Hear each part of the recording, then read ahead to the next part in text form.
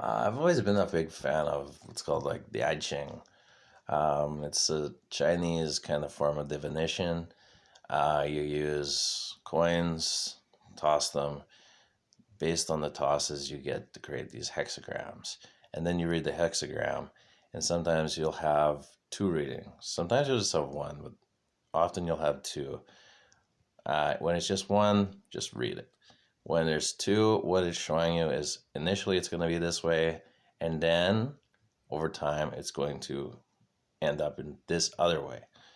So I've always kind of been fond of coins, been fond of the I Ching, this type of divination, but sometimes you just don't want to. You don't want to ask the I Ching everything. I find the more you use divination like that, which is, I think it's like its own kind of universal energy. It comes from Lao Tzu. Uh, so I think when you're kind of bothering that spirit all the time with questions, it just doesn't really want to give you the responses. It's less effective and you get less profound information, and then you kind of become dependent, which is never good. You want to really be developing your own intuition as well. So what kind of works good when you just want like a short, quick kind of question that's not of great importance, like should I do this or should I do that? What do you want to do? Um, I consider the intuition, my own intuition, what I think I want, and then I throw the coin. Always three. That's coming from the I Ching.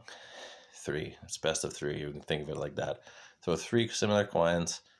Heads, I call it for one situation, tails for the other.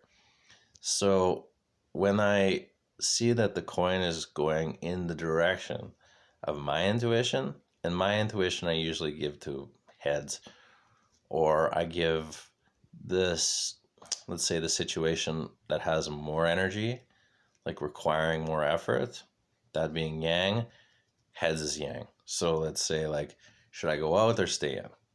Going out requires more energy. So that would be the yang. That would be the heads. That's just another way to use it. Think about it. So when it's in agreement with my intuition, I pretty much just go ahead right there and do it. That's like, in my opinion, just like universal reinforcement. Okay, do it. When it's in disagreement, that doesn't mean I just don't do it. Be like, well, the coin said this, can't do it because it's way too dependent, way too reliant.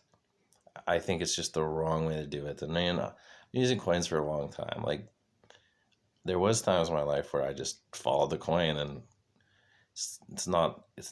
trust me, it's not enjoyable to live like that. It doesn't make sense. Yeah, don't do it.